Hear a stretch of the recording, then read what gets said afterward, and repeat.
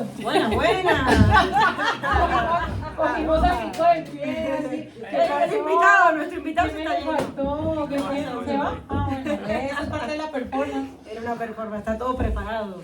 Bueno, hoy tenemos un invitado de lujo, Gerardo. Tenemos que ponerle otro adjetivo a cada uno de nuestros invitados, porque si siempre le decimos de lujo, Son todos de van a lujo. perder el lujo. No, son todos de lujo, es la verdad. Bueno, un gran invitado. Acá hay un tema de nombres, comprendo. Vamos a empezar por el tema de la identidad en la locura. Qué interesante también. Y bueno, para presentarnos rápidamente a nosotras, que no tiene tanta gracia porque ya nos hemos presentado 1000 veces, somos Paola Fernández, filósofa y doctoranda en educación, y yo, Flor Franco, psicóloga, psicoanalista. Y aquí tenemos a Gerardo Nicolás Sánchez, psicólogo clínico, psicoanalista. Y claro, yo le digo Gerard, así casi como en Cataluña se diría Gerard porque le quedó en la universidad, éramos compañeros de la uni en Argentina, y siempre que tomaban lista en la universidad decían Gerardo. Y él odia que le digan Gerardo, a él no le gusta este nombre, le gusta Nicolás. Entonces, bueno, ya por chincharlo, era siempre Gerard. Inventamos el geraltismo como una teoría. Como toda buena amistad empezó con el bullying. Y de ahí quedó siempre Gerard, pero al punto de que de ahí yo siempre lo llamo Gerard, yo a él, al resto de gente. Y me ha pasado que, por ejemplo, mi padre, me acuerdo una vez, me dijo, ¡hey, lo vi a Nico! Vino Nico a verme al trabajo, no sé qué. ¿Qué Nico? ¿Tu amigo? El que viene siempre a casa. Le digo, no, papi, yo no tengo ningún amigo que se llame Nico. Y después me daba cuenta que había sido él, ¿no? Pero bueno, él no se autopercibe Gerard, así que es Nico hoy para todos vosotros.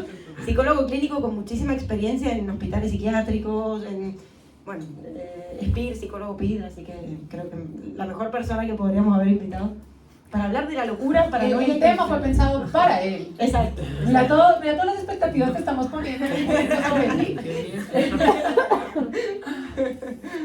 Y bueno, eso, la locura, paranoia y conspiranoia. Si les parece, empecemos por la locura, ¿no? ¿Qué es la locura y por tanto, qué es la cordura? ¿Cómo etimologías? ¿Cómo las definimos? ¿Has buscado? Sí, ustedes saben que como siempre, a ver. Etimologías. Nada, empecemos con locura. Me pareció súper chévere la etimología de locura, no la conocía. Viene de dos posibles génesis, ambas de latín. Una significa locus, que significa lugar, y otra significa y una es lucus, que significa bosque. Entonces, dentro de las dos acepciones, la de lugar, es como el no lugar de la mente, es decir, cuando la mente está fuera de lugar, y el lucus, cuando habla de bosque, es como cuando nos sentimos como enreversados, metidos en algo que es bastante difuso, como pasa cuando podemos estar en un bosque y podemos llegar a perdernos si no sabemos precisamente al lugar al que nos dirigimos.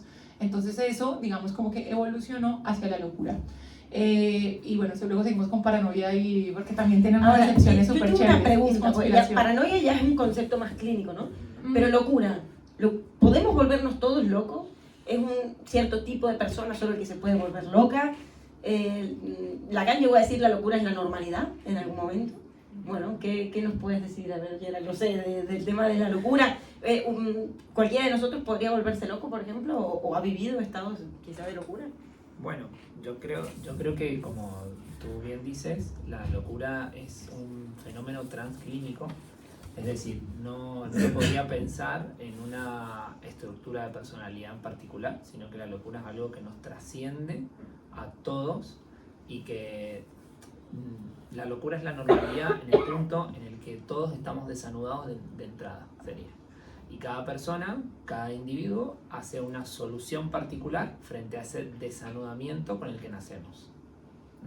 Entonces, hay ciertas soluciones que podríamos clasificar neuróticas, ciertas otras que podríamos pensar psicóticas, pero que en algún punto la locura trasciende a esa estructura y nos permite incluso abordar otros tipos de fenómenos, como por ejemplo el enamoramiento.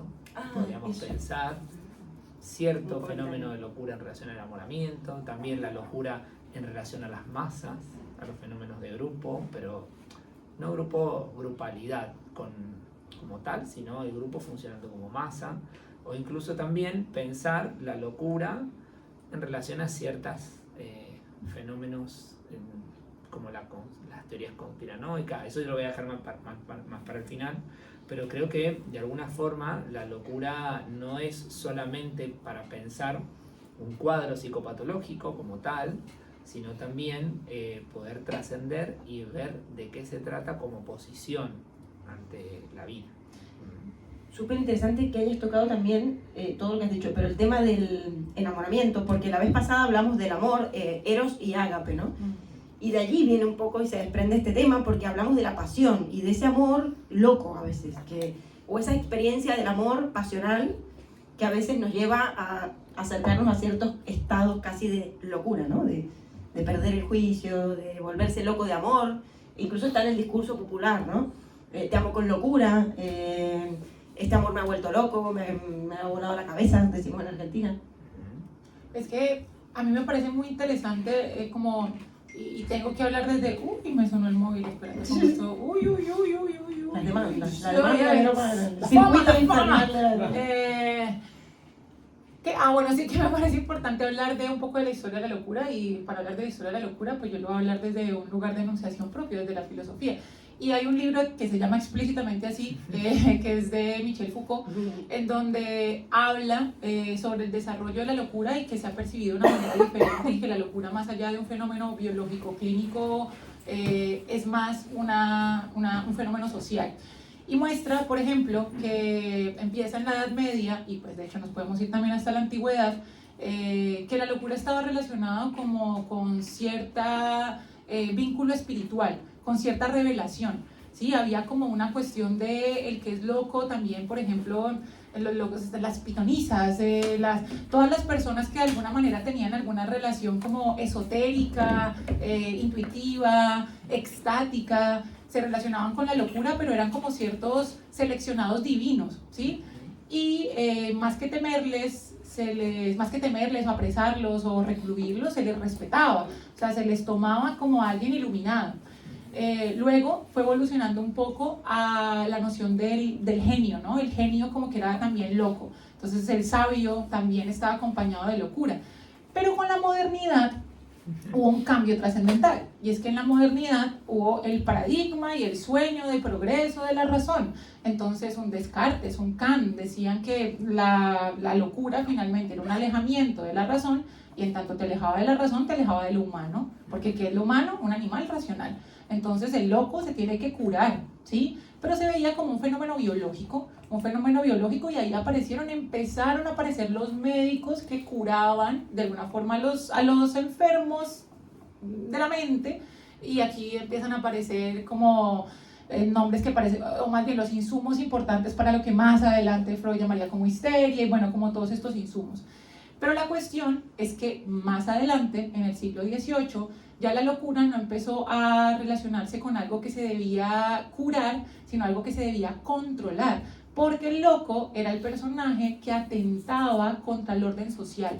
Pensémonos en personajes como, por poner ejemplos, como este que nos gusta tanto, el Marqués de Sade, que pues era este gran genio, pero al mismo tiempo un perverso, pero entonces durante gran parte de su vida estuvo recluido en cárceles, precisamente porque es que se tiene que controlar este loco, pero porque está atentando contra el status quo de la sociedad. Fue después, ya en la contemporaneidad, donde apareció la psiquiatría.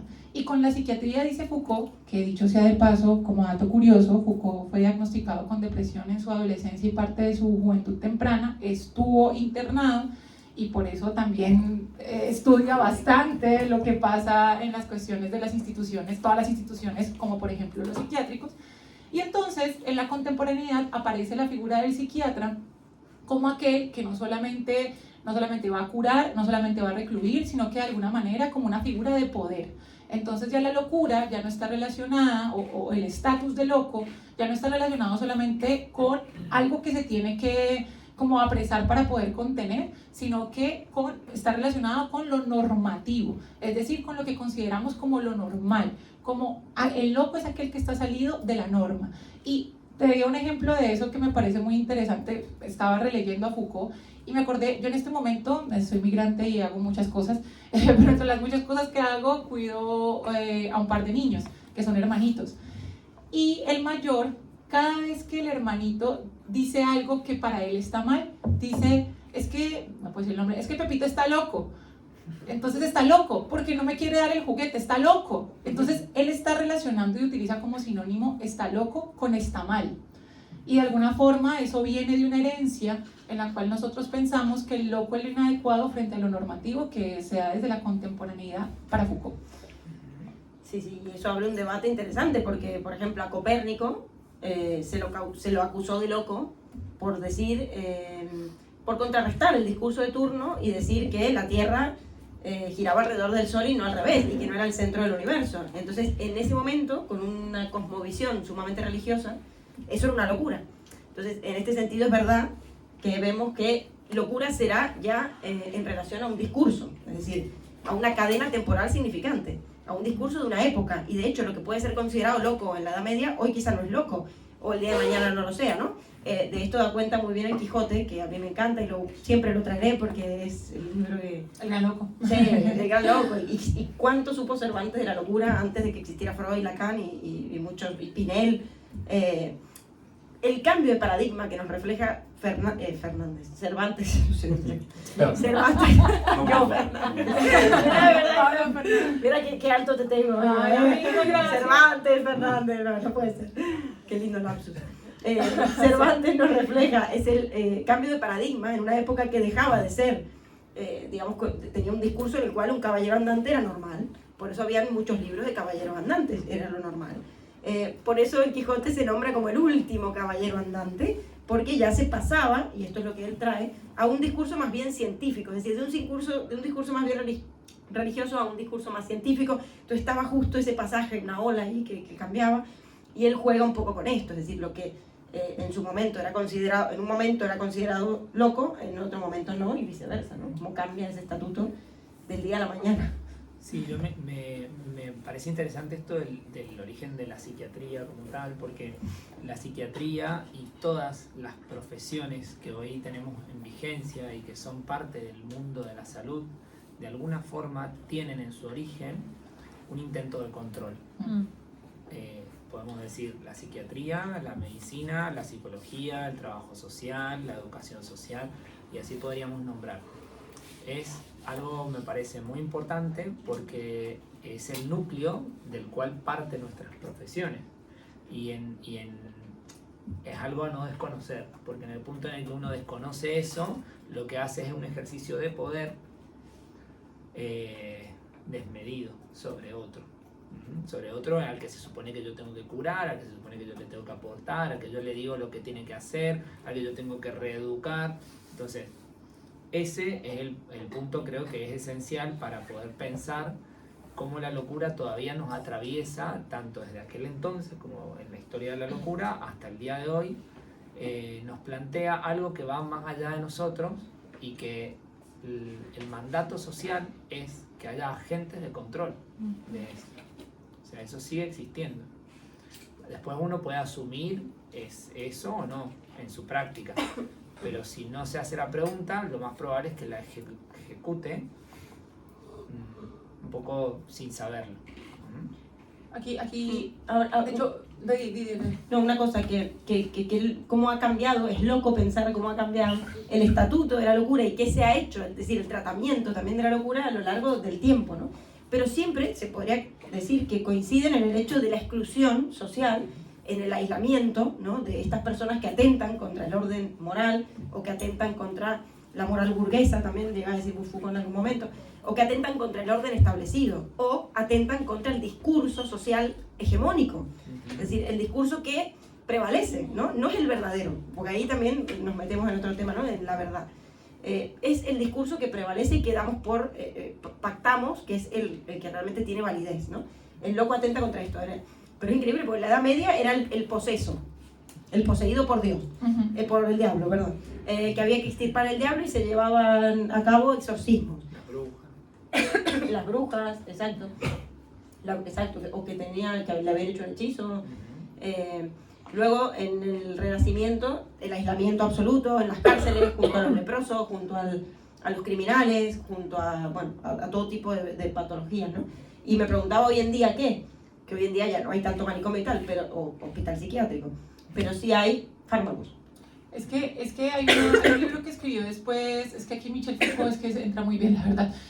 Michel Foucault escribió Historia de la locura en la época clásica, que son 2 tomos, los escribió, es que tengo aquí las fechas, 1961. Y después en 1973 dijo, bueno, yo me quedé hasta el siglo XVIII y la locura sigue siendo una cuestión. Y escribió un texto que se llama El poder psiquiátrico. Y en el poder psiquiátrico habla de las tecnologías del poder y habla, que de hecho eso tiene bastante que ver con la sociedad farmacopornográfica que habla Polve Preciado, pero algo que me parece muy interesante de ese texto, que de hecho es bastante corto, habla sobre el problema, o más bien lo complejo del poder en la psiquiatría de construir una identidad patológica. Es decir, que el psiquiatra de alguna forma al diagnosticar construye la identidad de un otro en relación con la normatividad. Entonces, y eso me parece, y ya ahorita ya a título personal, a mí me parece eso muy, muy, muy complejo, sobre todo hoy en día donde pulula como la autodiagnosticación, porque en redes sociales soy, yo qué sé, soy bipolar, soy depresivo, 5 soy... claves para ser bipolar. Sí, 5 claves para entender si tengo apego evitativo, ansioso o ambivalente. Y ese O test montón, por internet, o y cuestionarios por internet. sí, que tiene ¿Cómo como saber si eres TDAH? Exacto, y donde, a ver, entiendo, digamos, como lo problemático que puede llegar a ser como la institución misma de la psiquiatría, pero pues, bien o mal, tiene cierto estudio para poder llegar a algo. Sin embargo, el DSM-5, que es el Manual de Diagnóstico Psiquiátrico, si uno lo lee, es como que es una cuestión como de, si encaja aquí, póngalo aquí. Y desafortunadamente creo que, pues, por cómo está el sistema y la salud pública, el sistema sanitario y demás, pues se cae como en ciertos reduccionismos a la hora de construir esta identidad patológica que tanto daño puede generarle al otro. O sea, yo recuerdo, y por eso ya hablo a modo subjetivo, yo tengo un diagnóstico que, bueno, primero pasó por ser depresión. Primero pasó por ser depresión, me diagnosticaron muy rápido por un evento con depresión, y cuando me mandaron la medicación que me enviaron para depresión, yo andaba maníaca, o sea, yo andaba como que hay bañar, ¿qué hay que hacer? ¿Dónde me trepo? Claro, porque es que estaban jugando en ese momento con las conexiones y todo lo que estaba segregando mi cerebro cuando no era el diagnóstico. Luego pasé por TH, luego pasé por afectivo bipolar, y de alguna forma el rótulo, durante mucho tiempo el rótulo de esa identidad patológica, de alguna manera me daba una identidad en el mundo que estaba como fuera de mí misma, o sea, que estaba precisamente puesto por un otro, y que también siento que, y con esto cierro esta intervención aquí, es que siento que la psiquiatría, desafortunadamente, no por culpa de la psiquiatría misma creo, sino por culpa del sistema de salud, ha caído como al reduccionismo y al facilismo frente a los diagnósticos, porque quiere individuos sanos. ¿Sanos para qué? Para ser productivos, para que entren dentro de la normatividad. Así que si tú me llegas con una depresión porque se te murió tu papá y no lo solucionaste en 2 meses, pues toma citalopram para que te calmes y vayas a trabajar. Si estás demasiado maníaco, por favor, entonces tomate este litio porque te tenés que calmar un poquito, porque tenés que ir a trabajar. O sea, obedece, son las lógicas del consumo y de la sociedad que demanda acción y productividad, y no a la necesidad propia del sujeto que está siendo diagnosticado porque sí. Que eso es una diferencia abismal de la época de control anteriormente de la modernidad e incluso antes, en donde las personas que cumplían con criterios que no encajaban con lo que es esperable para la sociedad eran expulsadas de la sociedad. De ahí podemos sacar el concepto de nave de los locos, que bueno, básicamente consiste en subir un par de locos a una nave y mandarlos fuera de la ciudad, sin timón y nada, que anden en la nave y que se maten entre ellos. Básicamente, eso pasaba en una época de la historia, pero hoy eso no es posible en las lógicas del capitalismo. ¿Por qué me voy a deshacer de un par de locos que a mí me vienen bien para consumir? Entonces, ahí entramos en una lógica que es incluso más compleja, que es lo que a mí me gusta pensar como una picadora de carne, algo así, porque de alguna manera tenemos los agentes de control, que somos todos, desde el punto en el que trabajamos, el que sea, y luego estamos también, me incluyo, las personas que salimos de eso, pero que también nos somos clasificados de una forma o de otra, de manera forzada, para seguir produciendo de otra forma, por decirles, yo qué sé, en relación a, no me voy a meter aquí exactamente en el término de la locura, pero por ejemplo con el tema de la discapacidad, ¿no? O sea, uno dice, bueno, necesito que esta persona cumpla con ciertos parámetros para ser considerada discapacitada, para recién poder obtener beneficios al respecto. O sea, empieza todo como el lado benevolente, ¿no? Y para poder incluirlo. Pero una vez que yo lo incluyo, ya lo que hago es clasificarlo. Y una vez que lo clasifico, lo inserto en una especie de entidad o de centro o de donde sea, para que siga produciendo en relación a las lógicas del capitalismo. O sea que hoy por hoy lo que hace el capitalismo es no desaprovechar ningún tipo de espacio o de dinámica para seguir produciendo consumidores. Son consumidores los locos y son consumidores los agentes de control. O sea, todos estamos bajo esa mismo rótulo, y el problema está en que cuando uno se mueve de un lado, ya está del otro. Total. Esto creo que tiene que ver con el pasaje de lo que Paul Preciado justamente denomina como las sociedades, retomando a Foucault, las sociedades de poder soberano y las sociedades de poder disciplinario. Es decir, aquí podemos ver en la historia de la locura cómo cambia el estatuto de la locura en las sociedades de poder soberano, la tortura, el castigo, los baños de abuelada, incluso el electroshock se podría poner también un poco allí.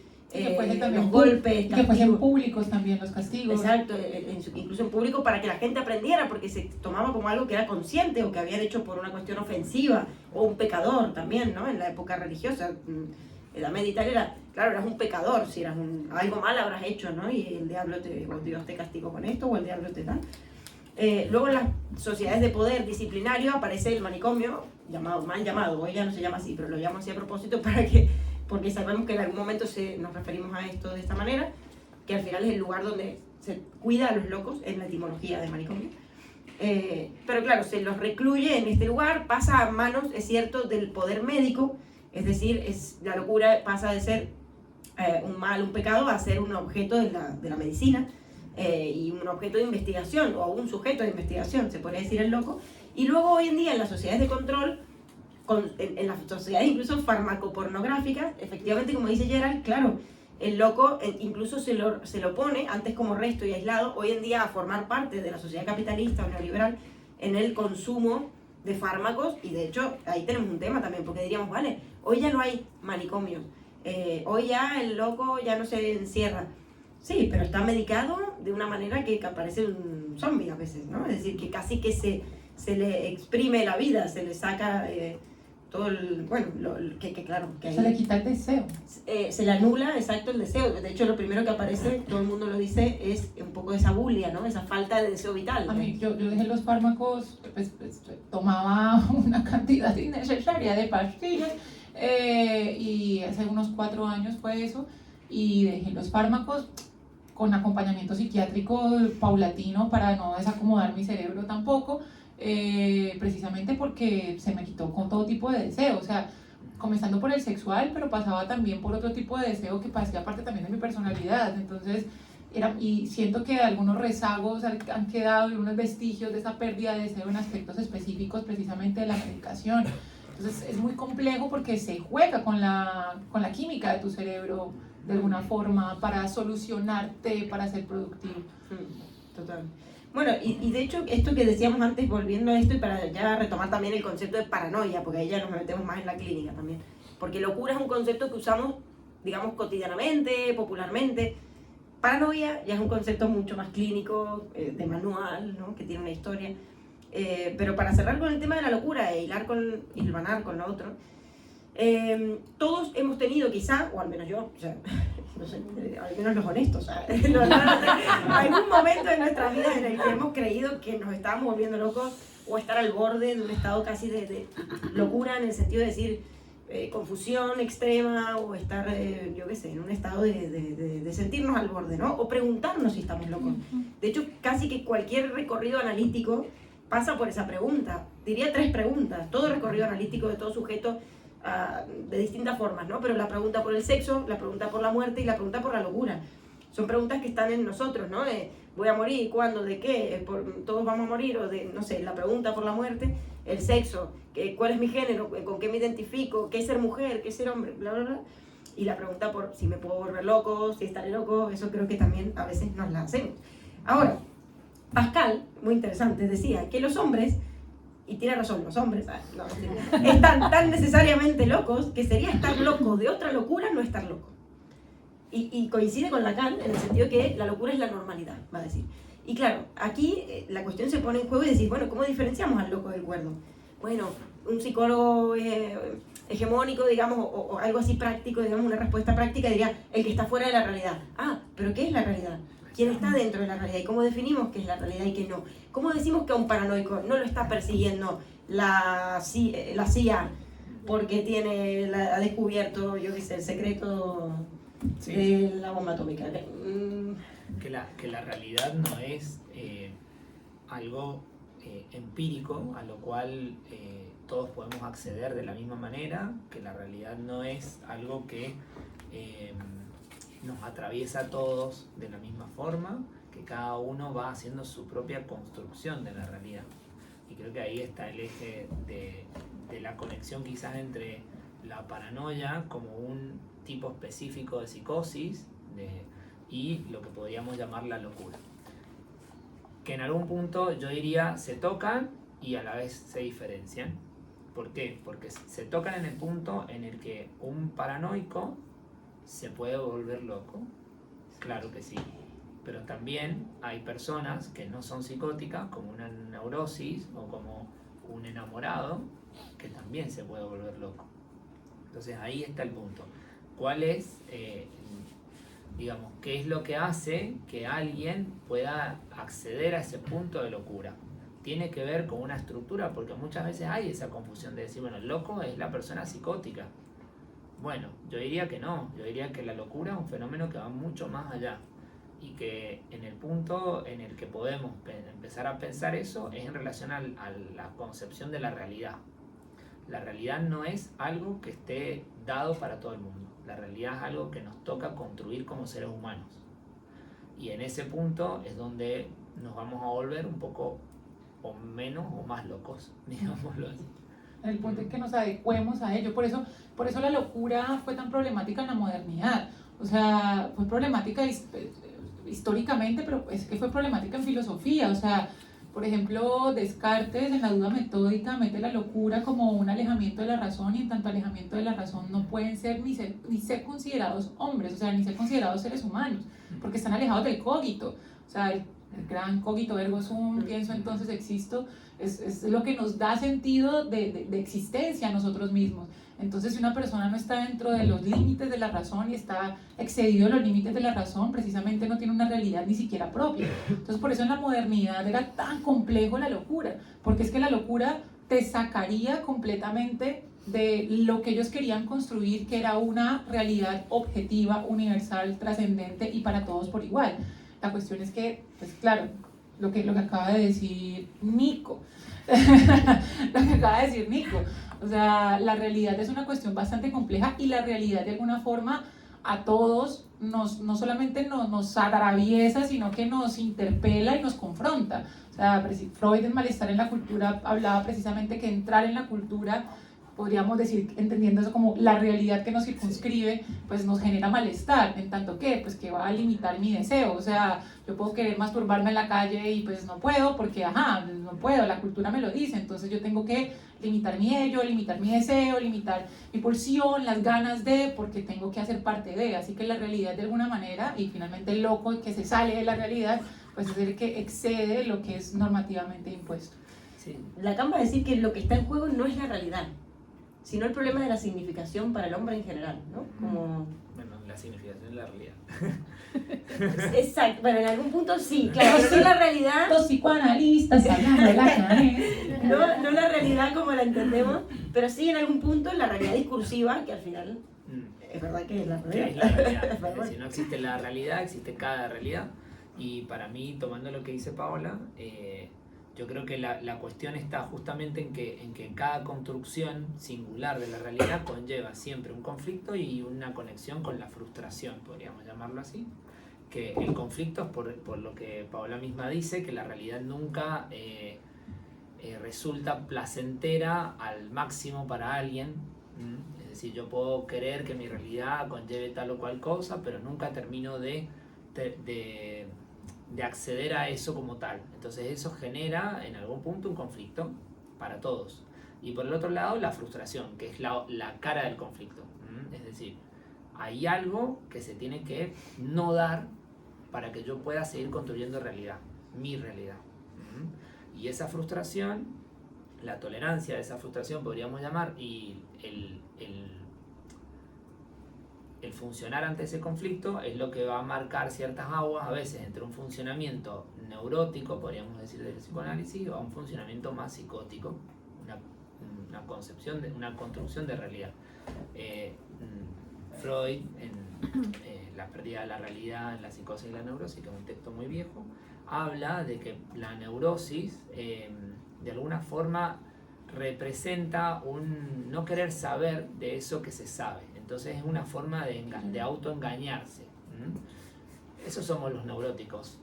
Es como, bueno, esto pasa, pero yo no tengo nada que ver con eso que pasa. No entiendo por qué me pasa siempre lo mismo. No entiendo por qué me cruzo con las mismas personas. No entiendo por qué en el trabajo siempre me echan por lo mismo, ¿no? Bueno, es esa pregunta donde yo voy construyendo y a la vez me desentiendo de eso que estoy viviendo. Ese es un poco el funcionamiento más neurótico, que funciona a partir de la mentira y de la verdad, vamos a decirlo así, porque la mentira y verdad, al menos como yo la entiendo, no son fenómenos opuestos. Uno puede decir verdades a través de las mentiras. Y eso es algo que se puede producir en la medida en que yo me puedo desentender de algunos aspectos de la realidad. Y después tenemos la posición más psicótica, que creo que es lo que nos va a dar pie para pensar otras cosas, y es el psicótico lo que hace es quitar un fragmento de realidad que le resulta insoportable y en ese agujero que queda insertar algo, una construcción delirante para seguir viviendo en el mundo. Entonces, bueno, ¿qué pasa con la realidad? Tenemos esas dos maneras. Ahora, todas las personas que construyen ciertas realidades delirantes son psicóticos de estructura, y bueno, yo diría que no siempre, que hoy por hoy la sociedad en la que vivimos promueve bastante ese tipo de funcionamiento, incluso en personas estructuralmente neuróticas, un funcionamiento en donde lo que aparece es un intento constante de imposibilidad de tolerar estas frustraciones, este conflicto, donde yo necesito construirme mi propia realidad desde mi propio individualismo. No sé si les suena a los eslogan. Totalmente, Sí, una sociedad súper autista de alguna este- forma. Ahora, con respecto a esto, ¿no? El loco, dice Lacan, no reconoce en su bella alma que él es parte del desorden contra el cual se subleva. Qué bueno. Y tampoco reconoce que él es parte de ese desorden, que parte de ese desorden, o sea, en ese desorden está la manifestación de su ser actual, ¿no? Es decir, se está replicando algo de él en eso que le está sucediendo, ¿no? Entonces, esto me hacía pensar en esta cuestión de la diferencia entre la represión y la forclusión, que son los mecanismos que hacen y definen estas estructuras, ¿no? Y que al final es cierto que una neurosis y una psicosis pueden ser súper funcionales. Es decir, alguien puede tener una estructura psicótica, alguien puede ser un paranoico, pero súper estabilizado.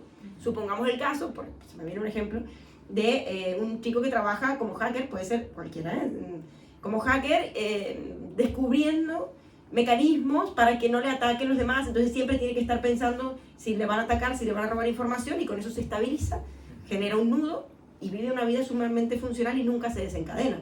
Mientras un neurótico, es cierto, puede desencadenarse o volverse, entre comillas, loco por una experiencia de amor. Yo he tenido casos de personas que han atentado contra, yo qué sé, el exnovio de una paciente de un X, que han querido atropellarles con el coche, que han querido tal. Es casi un acto de locura, es un acto de locura dentro de una estructura que diríamos neurótica, ¿no? Atentar contra la vida de alguien, aunque sea fallida, no para matarla, porque ella sí quizás, bueno, no sé. Podríamos pensar que la locura a nivel de, quizás desde la clínica, tiene que ver con un desanudamiento psíquico. Exacto. En algún punto, ¿sí? Pero ese desanudamiento psíquico se da en las personas neuróticas, en las personas psicóticas, en las personas enamoradas, como yo decía, en las personas que atraviesan ciertos fenómenos grupales de masa, porque no son cualquier tipo de fenómeno grupal. La masa tiene un funcionamiento muy específico. El funcionamiento de masa es básicamente la palabra, una masa, un pegote absoluto de personas donde lo que prima es la identificación de una persona con el otro, con el que tengo al lado. Entonces yo me sostengo en ese vínculo en la medida en que el otro representa para mí todo lo que yo soy. Qué complicado, porque el otro nunca es lo que yo soy, y ese es el punto. Yo necesito, no sé, tener ciertas coordenadas para sostenerme ahí.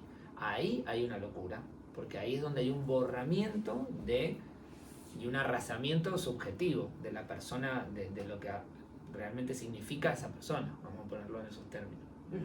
Y por lo tanto esa persona no puede ni responsabilizarse de lo que hace.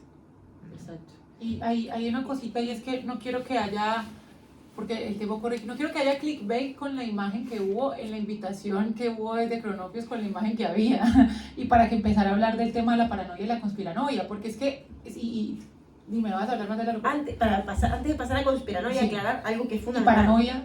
Hay un fenómeno elemental y diría dos en la paranoia. ¿Sí? ¿Cómo reconocemos una paranoia? Alusión, el fenómeno de la alusión, es decir, de repente todo se refiere a mí, la tele me habla, de repente el actor de la peli que estoy viendo de Hollywood me habla a mí y está enamorado de mí y me llama por teléfono, yo qué sé. Es decir, todo de repente se refiere a mí, el vecino me quiere ver, hay una estructura en el discurso que es muy también característica, es me quieren, me miran, me buscan.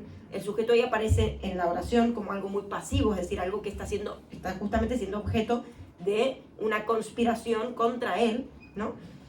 Y luego el otro fenómeno fundamental de la paranoia es la certeza. La certeza de que esto es lo que es. ¿Por qué lo digo? Todos podemos tener algún tipo de paranoias en la vida. ¿Mi novio me engaña? ¿No me engaña? ¿Le reviso el móvil o no? Ah, puede ser, no sé qué. Eso se podría decir que es medio paranoico. O yo qué sé, o salir, el vecino, le caigo mal al vecino. O a mis compañeros de trabajo les caigo mal. ¿Cómo diferenciamos eso de una paranoia? Que el neurótico, entre comillas, se va a preguntar y va a decir, bueno, quizás no les caiga tan mal, quizás que yo tuve un mal día y pensé mal. Bueno, quizás no les caigo mal a todos, les caigo mal a este y a este no. Quizás no sé qué, la duda. La duda es lo que rescata al neurótico de la paranoia, de caer en la paranoia. Y el Quijote es el mejor ejemplo de eso también, en el sentido de que él tuvo la convicción de que no había certeza más cierta que la suya, no había verdad más cierta que la suya en el mundo, de que él era eso que era, un caballero andante, ¿no? Como eso para aclarar antes de pasar a la conspiranoia. Sí. Que... No, y a la paranoia misma, porque, bueno, dos cosas. Lo primero, no caer en el clickbait de la imagen que había, porque si alguno vio la imagen que estaba en Cronopios y reconocía a los personajes, fue una entrevista bastante larga que hubo, una entrevista, un debate que hubo entre dos terraplanistas, que se me escapan su nombre, pero bastante conocidos de España, y dos cultubers, dos digamos como youtubers, pero de temas culturales, que uno es Jaime Santaolalla, que es científico, bueno, físico, y la Gata de Schrödinger, que en ese momento se me escapa el nombre de ella, pero bueno, su canal se llama La Gata de Schrödinger, que ella es una periodista científica, y de hecho ambos también están estudiando filosofía, en este momento están egresándose. Y entonces es un debate de 1 hora y media que hay que ver, porque es una cosa muy interesante entre dos terraplanistas, uno más loco que el otro, o sea, uno más como mucho más dentro de la convicción y la certeza, y los otros dos que de alguna forma, de una manera, precisamente la rigurosidad científica de te escucho y trato de encontrar un punto de debate más que de la certeza que precisamente el método científico busca, y eso dice Karl Popper, no Popper el de, sino Karl Popper, habla de la falsación como un método científico, y es todo lo que pueda hacer ciencia tiene que tener la posibilidad de ser falseable, tiene que tener la posibilidad de ser refutable. Entonces, que la Tierra sea redonda, pues tiene que tener la posibilidad de ser refutable. Refutémosla, y si no tiene los puntos básicos, fundamentales, para de verdad refutarla, pues entonces la otra teoría es cierta hasta que se demuestre lo contrario, y así funciona finalmente la ciencia, y debe funcionar así. Ahora, por eso estaba esa imagen, para los que lo vieron, pero lo sentimos, no vamos a hablar de terraplanismo, para los que esperaban terraplanismo. Ahora, etimológicamente me parece muy chévere la palabra paranoia, porque la palabra paranoia y conspiranoia, si miramos sus etimologías, son prácticamente sinónimos. Para viene de al lado de o fuera de, y noia viene de nous, que es una palabra que en filosofía es muy importante, porque nous significa inteligencia, significa mente, significa intelecto, se relaciona con el alma, porque claro, a ver, para Platón y Aristóteles, alma y mente eran lo mismo, intelecto eran sinónimos. Entonces, paranoia sería algo como sí, como cierto desviarse de la razón. Pero, y desviarse de la razón que tiene cierta relación con delirio, locura, algo irracional. Con conspiración viene pues, junto a, o sea, con, y expirare significa respiración. Aquí está más rebuscada la manera en la que ha llegado al sol de hoy la palabra, porque sería como estar junto a o en compañía de la respiración de un otro, y está relacionado con un respirar juntos, pero respirar juntos es como una suerte de, tenemos un secreto que compartimos que es nuestro y no le pertenece a un otro, y en ambos hay, digamos, como un cierto estar fuera de, ¿sí? Estar fuera ¿de qué? De se supone lo racional, o del conocimiento, o de algo que uno puede saber. Y me parece muy interesante, volviendo un poquitico al terraplanismo, porque en las cuestiones conspiranoicas, como por ejemplo el terraplanismo y muchas otras más, hay algo, precisamente de lo que hablabas ahorita, hay una cuestión de un referirse a un sí mismo, de una vuelta de hoja a él, es que yo sé algo que tú no sabes y tú eres un tonto por no saberlo. ¿Y cómo puedes creerte lo que dicen los medios? ¿Y cómo puedes creer lo que dice la realidad? Yo lo sé, tú no lo sabes y tú eres más tonto que yo. Sí, hay como una cuestión de ego en esta cuestión. Y quería también hacer hincapié en la etimología de paranoia, porque desde ese lugar la paranoia no solamente es clínica. Por eso no todos podemos tener estas paranoias. Exactamente. Sí, yo lo que creo, o sea, para no ir directo al grano, pero creo que de alguna forma... Creo que Sí, hay que ir directo al grano porque nos está acabando el tiempo. Okay. Hay que ir directo al grano. El tema de las teorías conspiranoicas, de alguna forma yo lo pienso del lado de la locura, pero no lo pienso del lado de la paranoia como un fenómeno clínico.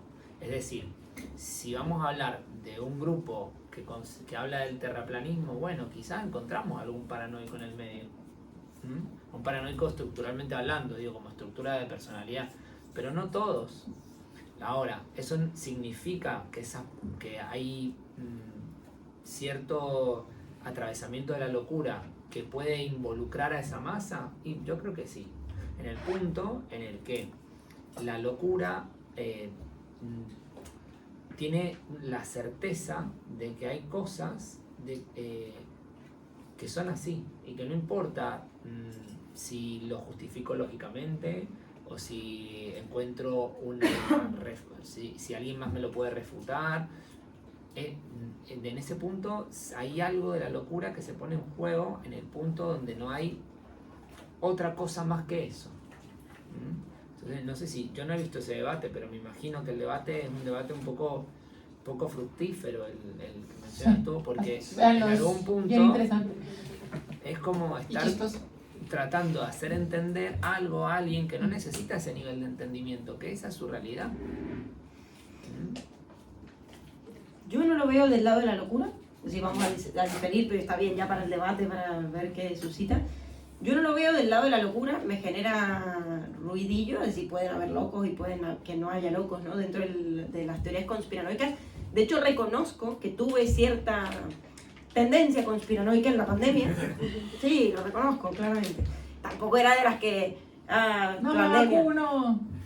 Pero, sí, obvio, una vacuna que se hizo en tiempo récord por la agenda domina, la agenda woke, no, mentira. Me metieron un microchip para saber qué hacía 5G. Claro, ahora ya lo tenemos dentro.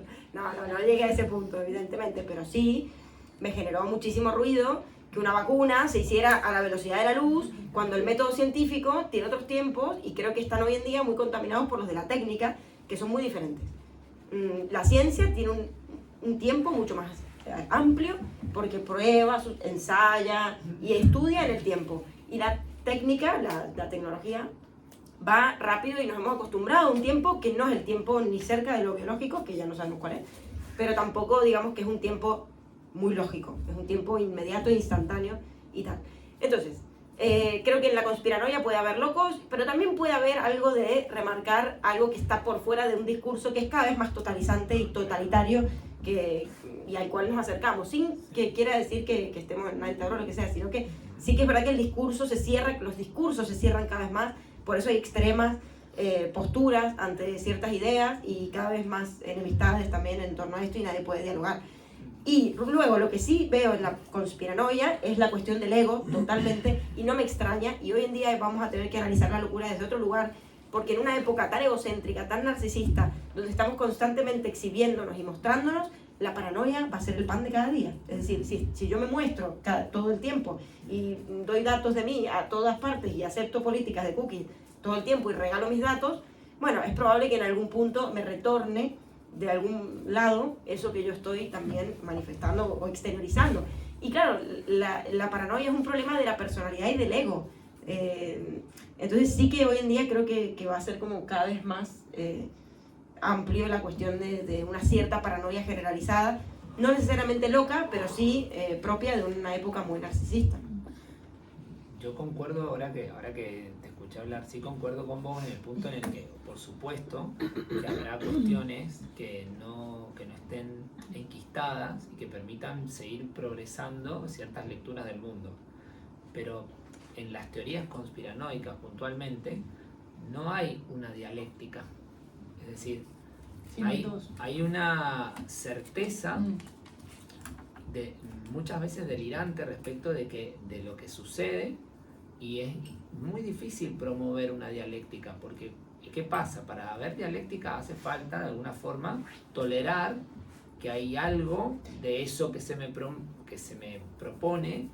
¿Qué dialéctica hay hoy en la izquierda? ¿Qué dialéctica hay hoy en Vox o en la ultraderecha, como se le llama? Ahí lo podemos pensar. ¿Qué dialéctica hay en el fenómenos mundo? sociales, pero las teorías conspiranoicas en general no promueven una dialéctica, tienen una certeza respecto a eso. Y ahí... Yo veo esto también, esto mismo, en ciertas ideologías políticas, seguro, en donde veo una certeza apabullante, desde una superioridad moral, que también me parece loca en algún punto. Es Sí, loca. pero Eso yo por creo una- que eso no entraría en discusión con lo que está diciendo Nico. Es decir, o sea, que se presente esta misma forma en donde dialéctica que viene de dos y de logos, teoría, palabra, discurso, dos discursos que pueden, dos o varios, muchos discursos que pueden no entrar en discusión, debate, tolerancia y demás. Esto aparece en muchas formas, pero eso no deja exento que en la conspiración no lo sea. No todos, y porque lo fíjate digo- que yo me reconozco como en algún punto me gusta el leer teorías conspiranoicas y tal, pero yo dudo. Es decir, dudo tanto de eso como dudo de mi existencia y pero, del... pero entonces de todo, ahí está el o sea. punto. Tú no eres un representante del Exacto. terraplanismo. Vean No, el o sea, debate es decir, del bueno, claro, clickbait. Lo que quiero decir es Ahí que no en hay la un medida- terraplanista de Porque allí el verdad. problema sería de confundir, el loco sería allí no el que se solidarice con teorías conspiranoicas o de izquierda o de derecha o del No. fútbol o lo que sea, sino el que confunda su ser con su yo allí, Claro, ¿no? Con el exactamente. hecho de yo soy esto, El yo que soy... quede en estado de locura, entendido como lo que decía Paola, de que quede por fuera de la conexión con el lazo social, con los demás, con la dialéctica en relación a los demás. Ahí está. Y lo paradójico de la conspiranoia es que hace lazo social, porque hay muchos. Y la cuestión no es si tienen razón o no, porque yo no sé, o sea, ponerse a discutir si la Tierra es plana o no es plana, creo que no es el fundamento de la discusión. Exacto. La cuestión es acá si eso puede coexistir con otras miradas o con otras lecturas de la realidad. El mundo es tu representación. Y yo creo que Yo ese perdón. es lo complejo de nuestra realidad hoy, que hay tantas teorías como personas hay en el mundo, pero que la dificultad que estamos teniendo es que son teorías demasiado rígidas acerca de la realidad También. y que nos impiden de alguna forma hacer lazo con otros. O hacer lazos en donde buscamos solamente espejos, porque lo que pasa en las conspiraciones es que cuando se vuelven estos grupos sectarios, estamos hablando de las conspiraciones, no de otros fenómenos sociales, por eso nos centramos allí. Cuando en las conspiraciones aparecen estos grupos sectarios, de alguna forma están, y lo hemos hablado mucho con la cuestión de la pérdida de la otredad, de lo que genera los grandes problemas en nuestra relación ética, y es que el otro ya no es otro, el otro simplemente es un reflejo de la necesidad que yo veo en él y simplemente es un aprobar un check o un like de lo que yo estoy diciendo, y esto suele pasar en las conspiraciones, que se reafirman en sí mismas sin la otredad de otro tipo de comprobaciones o de otros puntos. Y yo quería nombrar como para hacer... Para algo más de lo último, de las conspiranoias. Por un lado, es verdad que tienen a veces algo de paranoico en el sentido de esto de hay algo que conspira contra nosotros, hay unas fuerzas oscuras o un poder determinado que está pensando todo para llevarnos hacia un cierto lugar. Esto es muy paranoico y es cierto porque en realidad en este mundo no hay casi que nadie al mando del barco, por un lado, ¿no? Es un mundo en el cual Dios ha caído, está muy difuminado el tema del poder y tal, lo cual no quiere decir que la distribución de la riqueza Y hoy en día hay grandes faraones, ¿no? Contemporáneos, digitales, como dice Byung-Chul Han, que gobiernan y que en parte, bueno, sí que de alguna forma tienen estrategias para ganar más dinero, punto. Y por otro lado, la cuestión propia de la conspiranoia, del encontrar una verdad oculta en algo que pareciera muy claro y muy evidente, me parece interesante también, por un lado. O sea, por un lado puede ser loco, pero por el otro lado puede ser interesante, porque no todo es evidente. Hoy por hoy que nos creemos que somos homo videns, como hemos dicho otras veces. Y por último, en todo delirio, suponiendo que el terraplanismo sea un delirio, pongámosle, yo no lo sé, no por eso es menos, o al menos tiene un menos grano de verdad que la realidad. Porque el delirio está construido también por los significantes de una época y con la misma materia que la realidad. Y porque la realidad para todas las personas tiene un toque delirante, en el punto en el que es una construcción a partir de la nada. Algunos pensamos que esa construcción está relacionada a los reptilianos y otros podemos vincularnos un poco con otros y tener ciertos parámetros de realidad, pero que en el punto de que la realidad se construye siempre es delirante. Y nada, yo quería nombrar, porque me parece solamente como dato curioso, y ya, sí, ya, porque Sí, pucha, nos fuimos. Hay muchos filósofos que han sido diagnosticados a lo largo de la historia. Y algunos por diagnosticar. Y algunos por diagnosticar. Por ejemplo, bueno, Derrida durante toda su vida sufrió depresión y muchos dolores físicos y en 1995 se suicidó. Nietzsche, por ejemplo, los últimos 11 años de su vida, fruto de un sífilis bien ganado, también un tumor pequeño en su cerebro y un montón de cosas, estaba más loco que una cabra. Foucault fue diagnosticado con depresión y un tiempo estuvo internado. Wittgenstein, filósofo fundamental dentro de la filosofía del lenguaje, también estuvo diagnosticado con depresión gran parte de su vida, tanto así que él quería morir en combate, se fue a primera línea en la Primera Guerra Mundial de Mira y no lo mató nadie y regresó como que carajos. Gracias, porque gracias a eso está una parte muy importante de Wittgenstein, que son investigaciones filosóficas. Pero bueno, es decir, a lo largo de la historia, como que esta relación con la locura y con el pensamiento me parece muy particular, no se ha desconectado. Hay como en la locura entendida, bueno, diagnósticos y demás, como cierto algo que tiende al pensar, que eso también es interesante. Sí, o que los genios han sido considerados locos por justamente también atentar contra lo que se consideraba normal o esperado en una época. Y bueno, aquí sí, tenemos que cerrar si no seguimos, por favor. Porque sería eterno. Cállennos. Gracias y al debate. Adelante.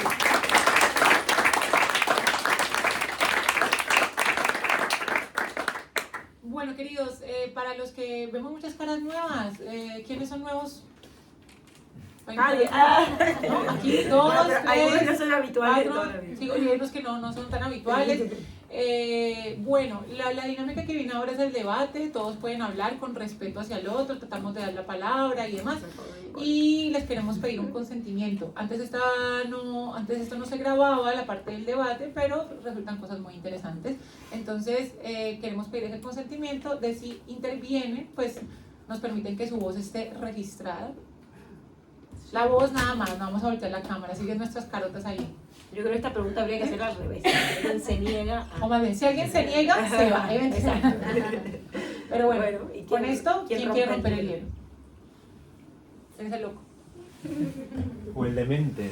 O el demente. Ajá, No hemos se hablado llamaba- de esa palabra. Se le llamaba demencia en su Sale momento. de su mente. Venga, vale, otra vez yo. Listo. Siempre lo digo yo. No, es que me ha aguantado un rato. Yo tenía dos preguntas. Una de las preguntas era, ¿se puede tomar, porque ya lo habéis mencionado varias veces, ¿se puede tomar el delirio como lenguaje directo de la locura? O sea, como el lenguaje de la locura per se, no el abecedario, ¿no? Diríamos, de la locura. Y la segunda pregunta se me acaba de olvidar. Sí, se me ha olvidado. Te vendrá. Me cago en la puta, Podemos ir tío. respondiendo esta, si quieres, Gerard. Sí, aquí Y cuando se te ocurra la otra, ya la dices. Ah, no, ya está, sí, rápido. Como en la naturaleza misma, ¿no? Que existen, por ejemplo, las mutaciones, que se supone que es como una especie de vestigio que no se quiere en la naturaleza, que de hecho a la vez sí, ¿no? Se quiere y no se quiere, porque vienen bien en según qué especies o para según qué es útil, y a veces no se quiere para nada, o sea, es completamente inútil y de hecho derroga al ser que lo vive.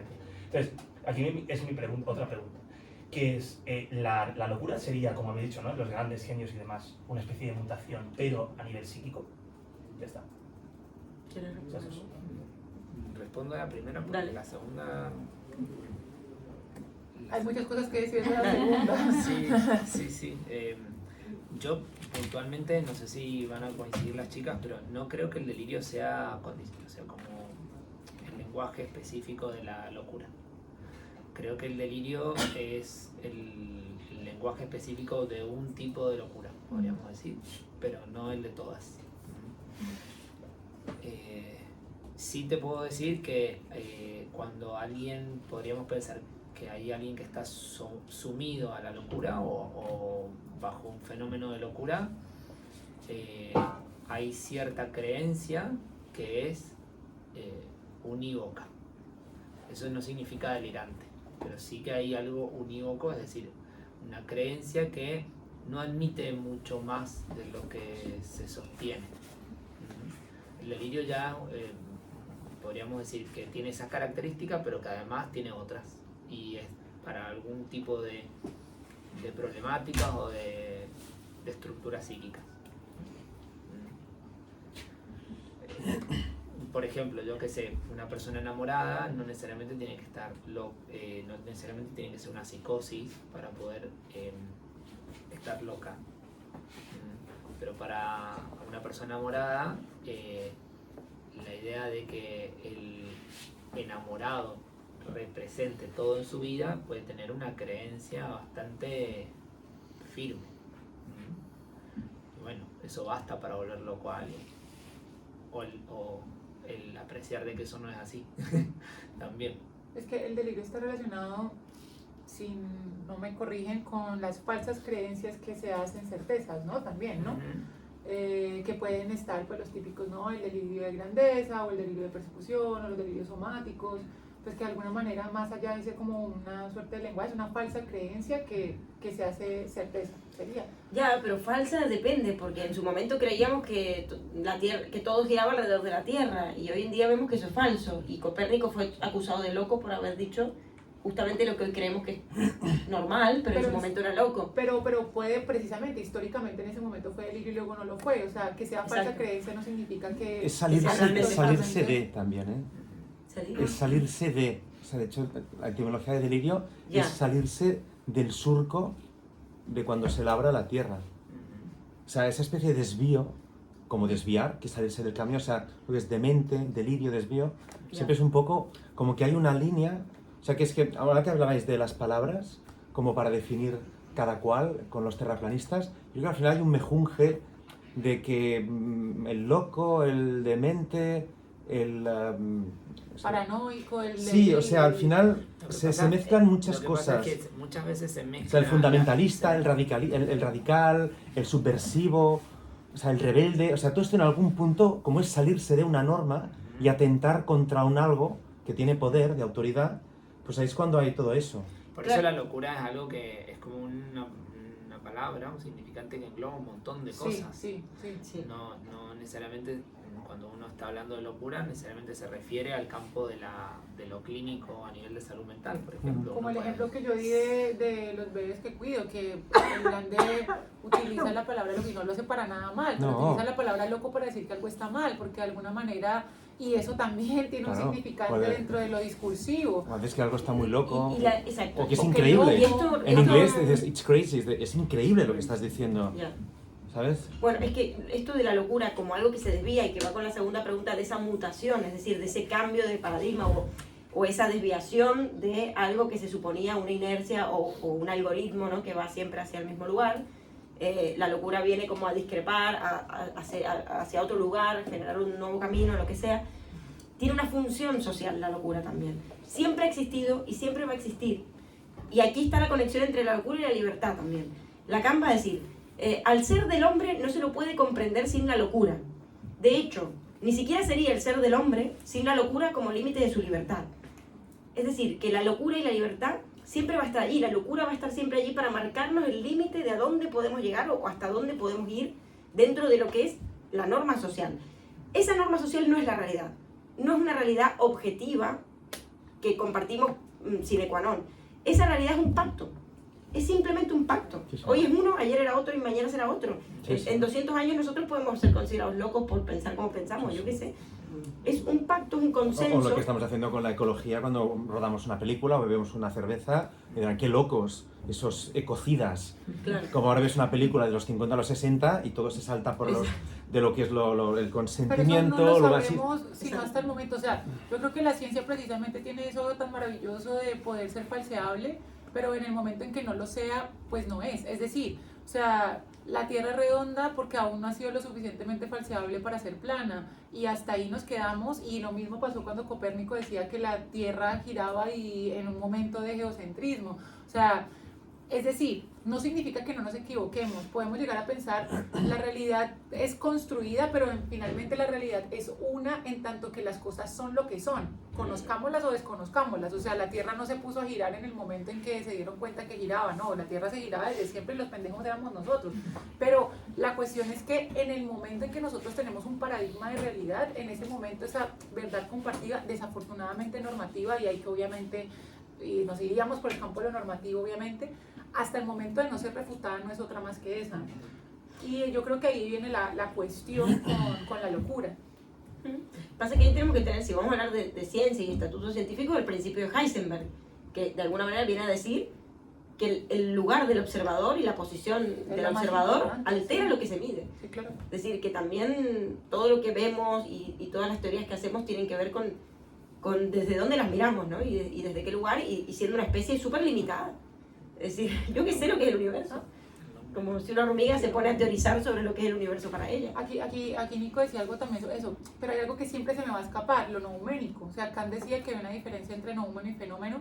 Fenómeno es lo que se me manifiesta de la cosa, que finalmente es lo que podemos percibir como sujetos dentro de nuestras estructuras que él llamaba categorías, o los a priori puros de la sensibilidad, en fin, bla, otra cosa. Kant critica la razón pura, pero la cuestión numérica es lo que se nos escapa siempre de la cosa y que nunca vamos a poder aprehender. Siempre se nos va a escapar. ¿Qué se nos escapa? Por ejemplo, la realidad en cuanto tal. Evidentemente la realidad siempre se nos va a escapar, pero de alguna manera creamos ciertos códigos para poder estar como en el mundo. O sea, no digo, y por eso la locura está relacionada precisamente como con el genio, ¿no? Porque es aquel que se sale, que rompe paradigmas y demás. Pero a veces pasa, y esto es importante también, que hay como romper por romper.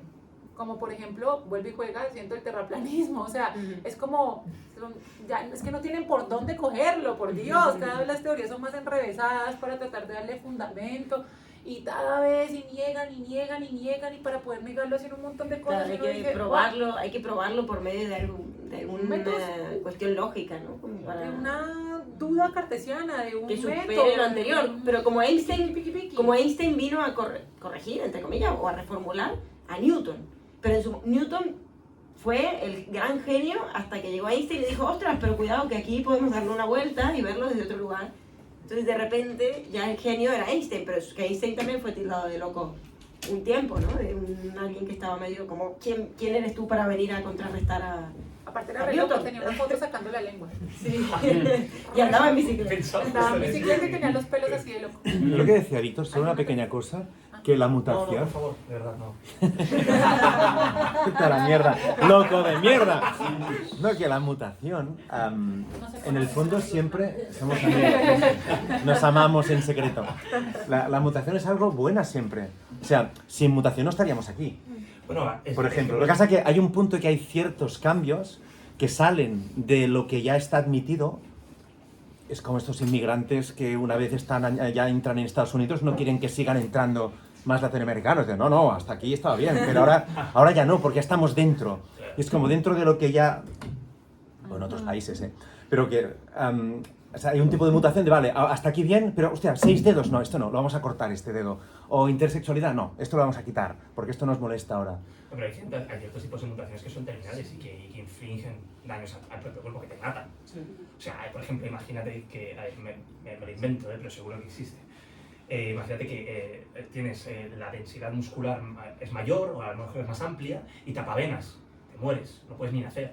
O esta mutación que es que la capa de piel que está por encima del corazón, toda, incluso creo que los huesos, es mucho más débil y se te puede ver hasta cómo bombea el corazón por aquí, literalmente, te pinchas con un boli y mueres. Pero no te van a eliminar por haber nacido así. No. Sí.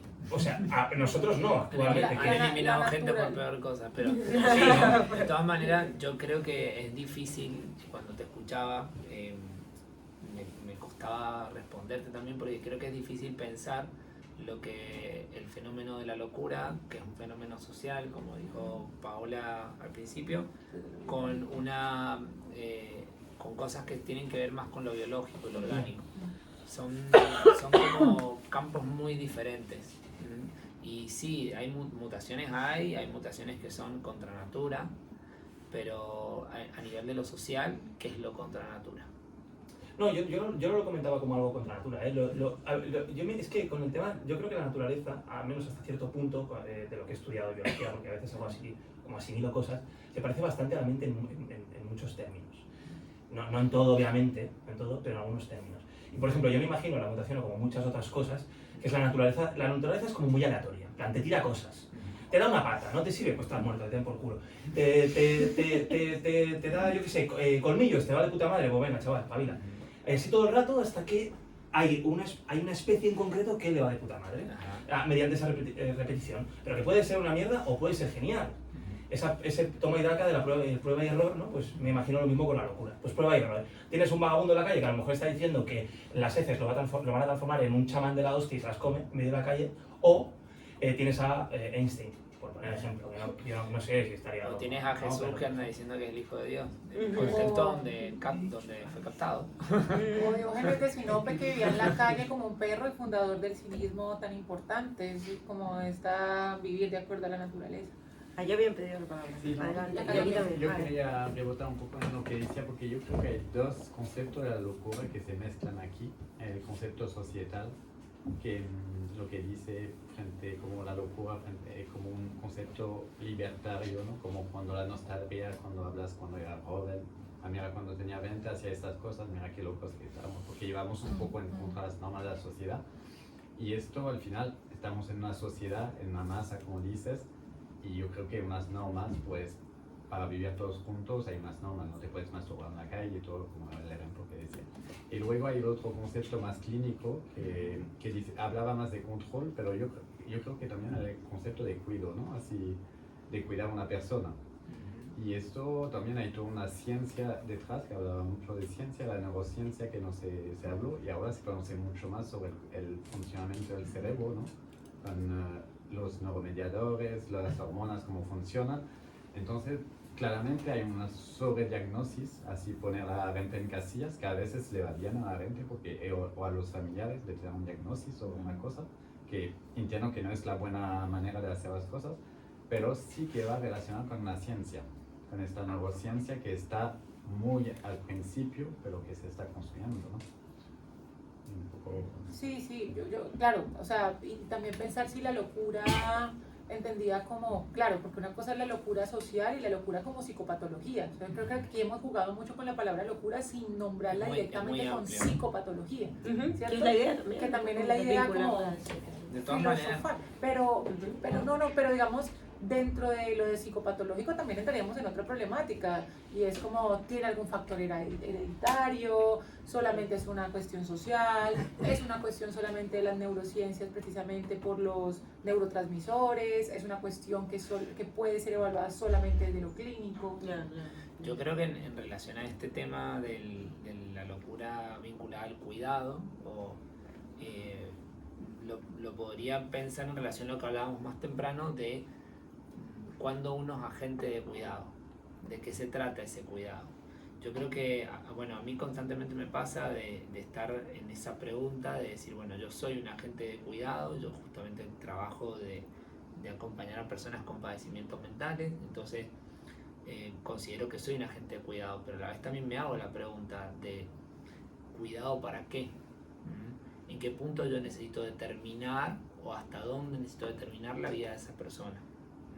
Y son preguntas muy actuales, son preguntas muy cotidianas, con cosas que pasan todo el rato, desde yo qué sé, desde cuando una persona con un padecimiento mental grave puede decidir qué hacer con su medicación, o desde cuando una persona que con una discapacidad intelectual puede decidir qué hacer con su sexualidad, o desde yo qué sé, miles.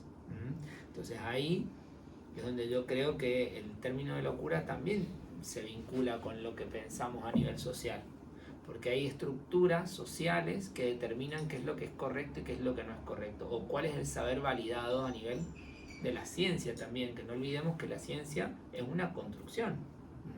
Es decir, hoy tenemos una lectura que prima de la ciencia, que es la ciencia empirista, pero que no es la única ciencia, ni es la única lectura de los fenómenos. Hoy por hoy está como esto de lo basado en la evidencia, de que lo mejor es, pero lo basado en la evidencia, ¿qué es? ¿Quién recopila esa evidencia? ¿Es la evidencia para todo? Yo me pongo muy en ese lugar de cuestionar, que a veces me complica a mí mismo, lo digo porque al final estar cuestionándose uno, en la práctica hay que tener esa, no sé, valentía, me sale de decir, bueno, hasta qué punto puedo, hasta qué punto no puedo. A veces es mejor no hacerse tantas preguntas. Al límite de la conspiración. Más cómodo. Sí. Ay, que bien, sí, más cómodo. No Quería sé, como una reflexión sobre la conspiración, porque alguien antes me estaba preguntando, es que la conspiración o el conspiracionismo es algo que viene, o sea, que existe, que es un fenómeno contemporáneo, moderno, o es algo que ha existido también, pongamos, en la Edad Media, ¿no? Porque si es el primer caso, uno podría decir, bueno, empieza a ser más poderoso el conspiracionismo con la caída de la autoridad de la ciencia a partir de los años 70 y la falta de, digamos, la caída de las autoridades. Pero, efectivamente, si uno va leyendo un poco la historia, también existían conspiraciones antes. Entonces, ¿cuál es la diferencia a nivel social entre las conspiraciones de, digamos, hasta los años 50 y las de hoy? ¿Puede que sea el único elemento que igual que hasta los años 70 había... O sea, si yo, científico, hubiese ido a la población a decir, mira, lo que estáis pensando de este fenómeno no es verdad, y la gente pues, igual me creía y hoy en día no, o hay algo más complejo. Yo creería que se ha dado siempre, como acabas de decir, pero digamos lo que ahora puede llegar a visibilizarlo más es lo mediático. O sea, a ver, el ejemplo, para la muestra un botón, lo que decía que el clickbait de la imagen de la charla de hoy, que es este debate entre terraplanistas y dos científicos, o sea, precisamente están más dentro de la palestra pública, están ahí puestos y expuestos. Creo que las conspiraciones antes estaban pensadas más dentro de lo, como no de lo público, sino dentro del ámbito de lo privado, de esto me pertenece a mí, ¿sí? Dentro de la palabra, ¿no? Que con es con otro, sí, al lado de otro, y expirar es de respirar, como respirar junto a otro, tenemos una verdad que el otro no tiene y solo está aquí. Pero digamos, lo conspiranoico hoy en día puede ser mucho más visible porque precisamente se mediatiza. Totalmente, y también, antes de pasarle la palabra a Luciana, solo una cosa cortita. Sí, yo también coincido que han existido seguramente siempre las conspiranoias, en el sentido también de cuestionarse el discurso hegemónico de una época. Y hoy en día, en la época de la transparencia, ¿no? En esta cuestión que dice Byung Chul Han de ese empuje a lo transparente, y evidentemente es casi un síntoma de la época que surjan personas que tratan de buscar el lado oculto o esa verdad escondida dentro de esa transparencia que ya da repelús. Y uno dice, bueno, tanta transparencia, ¿y dónde está lo oculto? Si siempre en toda época ha habido también algo que no es tan transparente, ¿no? Entonces, como que... Las sectas era eso, ¿no? Un poco. ¿Las sectas? Las sectas era este tipo de... Pero eran pequeño grupo porque tampoco podías llegar a todo el mundo. O mismo con lo que tú comentabas, cuando Jesús se plantó por ahí con los más iluminados de su época, que no nos han llegado, que salían ahí a predicar por la calle, a decir su religión, a ver cuántos los seguían. Era lo mismo, pero de calle. O sea, era conspiranoia de calle, de arrastrar a gente. También había grupos selectos, yo que sé, los Illuminati, toda esta gente que son, bueno, las sectas viejas. Sí, es una secta. Pero digamos como que las conspiraciones son, ya mirándolas desde el poder, traspasada no sé, estoy elaborando ideas, traspasadas a la población, son elementos de control también. O sea, la casa de brujas se puede decir que era una conspiración, una teoría conspiranoica. O sea, inventarse que un otro es de determinadas maneras porque a mí no me conviene lo que es. puede ser, o sea, Sí, no por sé, supuesto. estoy O incluso en los Totalmente, 80 qué buen ejemplo, me parece. con la SIDA, que de pronto esto era una especie de epidemia y se señalaba al homosexual. Exacto. O sea, es exactamente el lo miedo mismo. crea a veces un... Pero es crear como un, Sí, un enemigo Sí. público y todo el odio hacia allí. Sí. Pues sí, es que... Y Sí. bueno, y ahí uno se da cuenta que todo tiene que ver con el poder. O sea, que finalmente las lógicas de Foucault, poder, ¿no? que volvemos a Foucault, que viva el vocalista de los Pixies. Es que es igualito. Exacto. Que parecía mucho. Nada, claro, todo es poder. O sea, en ese orden de ideas, todos son relaciones de poder y hay una microfísica del poder en todo tipo de discurso. En tanto, claro, la conspiración va a ser de la minoría en tanto está en relación con lo otro, pero de la mayoría en tanto está relacionado con el poder que está establecido como el status quo. Entonces, a la larga, la locura también, no como psicopatología, aunque quizá también hay un poco, claro, de la psiquiatría, pero bueno, pero la locura entendida como salirse de el bosque, estar confundido, pero al mismo tiempo estar en un lugar de la mente, también obedece de lógicas de poder, como la conspiración, como la paranoia. Y perdón, tomando un poco para dentro de lo que podríamos pensar el campo de la clínica o de la psicopatología, mucho tiempo se tendió a pensar que la locura estaba vinculada a cuadros de enfermedades mentales graves. Pero al menos mi lectura es que uno puede enloquecer fácilmente y no necesariamente tiene que desarrollar un cuadro mental grave. Es decir, la locura es algo que nos trasciende a todos y todos nos podemos ver.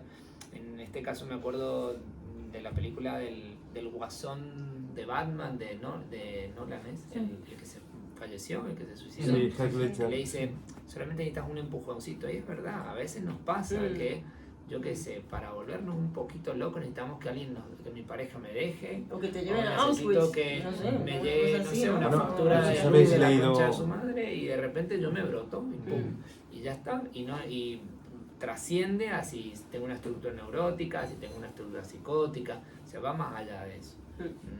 Entonces, bueno, por supuesto que no es lo mismo alguien que se enloquece o se desencadena teniendo una psicosis de base, porque hay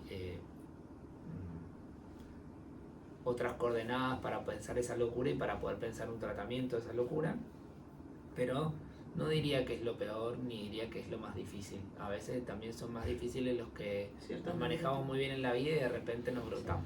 Es verdad. Mi madre resumía eso con: de las aguas mansas líbrame, Señor. Pero no sabes, pues, que aguas mansas, eso después de una tormenta, fue puta.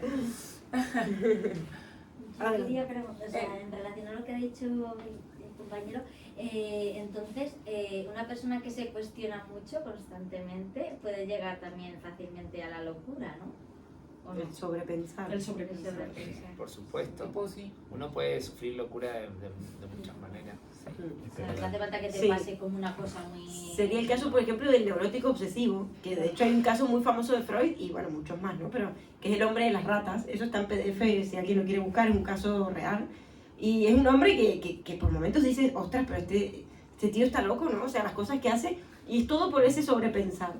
Todo el tiempo sobrepensar. Por ejemplo, va con un carruaje por una calle, un camino, y de repente se le viene a la cabeza que detrás de él en algún momento pasará el carruaje de su amada, y como hay una piedra, se llevará por delante la piedra y se caerá el carruaje y la amada morirá.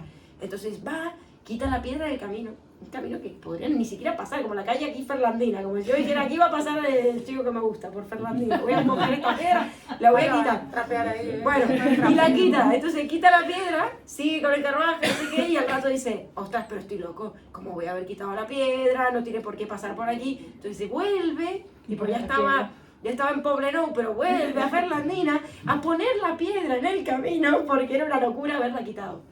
Claro, como esa sobrepensar que da muestras casi de locura también. Yo creo que la locura en ese punto podríamos detectarla o podríamos pensar que hay olores de locura en la medida en que uno... Aromas de locura en el punto en el que alguien se desvincula del lazo con otros. Por el sufrimiento que sea. Sí, sí. Por lo que sea que suceda. Cuando uno de repente por sobrepensar ya empieza con este tipo de comportamientos, y ya el otro no existe más que en mi cabeza, ya hay un olor a locura. O el Una lazo fragancia, con ¿no? uno mismo o con el presente. O de loco. ¿Cómo? ¿Cómo? En vez de que sea, has dicho que el lazo con un otro, o el lazo con la conexión con uno mismo, con el presente Claro, también. es que el O hay lazo con el, demasiada es que el conexión lazo con con, uno mismo, más el bien. lazo con el otro es una medida del lazo conmigo. Nosotros nos constituimos con los otros, no hay forma de pensarnos solos. En la medida en que hay como cierta lectura solo de mí mismo y de lo que un enfrascamiento en mí mismo, bueno, hay algo ahí que está próximo a romperse, vamos a decir así. Opa, Eva que no hablaba. Eva que no hablaba. Ah, y Dani también que no hablaba. Y ya cerramos y nos vamos a... Vale, lo Ah, que sí, es cortito, pero es Los que una no cosa que has intervenían. dicho tú que me parece como muy interesante, que es el hecho de el poder que tenemos las personas que nos dedicamos, ya sea a la salud mental, a la discapacidad intelectual, ¿no? Atado mucho al... que cuando tú sales de la carrera crees que ¿no? vas a ser aquí la Vas a salvar salvadora, vidas. ¿no? Y qué importante es esta crítica que tenemos que hacer, porque tenemos un poder muy grande y que hay gente que ejerce de muy mala forma. Y es muy importante esto que has dicho de replantearnos, no sé, no digo cada día para no entrar en una paranoia también, pero bueno, constantemente qué práctica estamos haciendo, porque hay mucha responsabilidad. Y bueno. Y saber que el lugar de poder cuesta. está ocupado, es decir, la jerarquía existe. ¿no? Sí, y hay un libro, y acabo, hay un libro que es Lectura Fácil, que no sé si os habéis leído, De una obra, que se ha había hecho una una obra obra. de teatro brutal, que, bueno, habla un poco de esto, ¿no? Las protagonistas son 4 chicas con discapacidad intelectual o diversidad funcional, esto también es un debate de terminología, y hablan mucho del poder que se ejerce, sí, y es brutal. El Total, y una chica joven de aquí de Barcelona, de hecho, lectura fácil. contemporánea. Pero eso de poder estoy muy de acuerdo, pero yo creo que en cualquier profesión al final alguien tiene un poder y al final eso es más bien noción de ética, ¿no? Así como tener una ética de... Es otro concepto, ¿no? Y yo creo que especialmente en su profesión claramente tiene esta consideración. Y de ahí que el psicoanálisis desvincule un poco la locura de la cuestión taxonómica o de solo del mero diagnóstico y la vincule más a la ética, que es un Bueno, tema de los pero que que es una cuestión de ética, estoy seguro que sí. Pero ojo, porque el discurso social que nosotros tenemos hoy, yo puedo hablar de las profesionales de la salud, no puedo hablar de otras profesiones, pero en el punto en el que nos encontramos hay un mandato a las funciones que yo tengo de cumplir. Es decir, el mandato es no pienses mucho, ejecuta. Entonces sí que tiene que ver con una ética, pero es una ética que no es fácil de poner sobre la mesa. Sí, sí. Por eso también que decía Pupo del problema del psiquiatra, bueno, en el caso del psiquiatra, de la construcción de la identidad psicopatológica, o sea, de hacer la identidad del otro desde una psicopatología. Y eso también es difícil cuando el nombrarse, ¿no? Hasta también en las cuestiones de ciertas personas que tienen algún tipo de diversidad funcional. O sea, una cosa es decir soy discapacitado o eres un discapacitado, tengo una discapacidad particular o tengo una diversidad funcional, que es el término pues que ahorita está un poco más en boga. Entonces igual, también con las psicopatologías. Entonces digamos, en un punto eres como, bueno, eres bipolar, ¿no? Pues a ver, tengo un diagnóstico de bipolaridad que no me determina, entiendo que en algún punto marcó un momento de mi vida y ya no, pero pues que eso no significa que en otras áreas eso abarque el todo, o sea, el problema de la identidad psicopatológica. Dani, tienes la última palabra, creo, ¿eh? No sé, a menos que alguien haya levantado y no lo haya visto. Yo no lo he levantado. Todo tuyo. Bueno, y con este momento El malentendido precioso, es la base de la comunicación. el malentendido también es la base también de la locura, de la identidad. Bueno, queridos, vamos al absenta. nos vamos a tomar cerveza, así que si quieren continuar hablando, Gracias.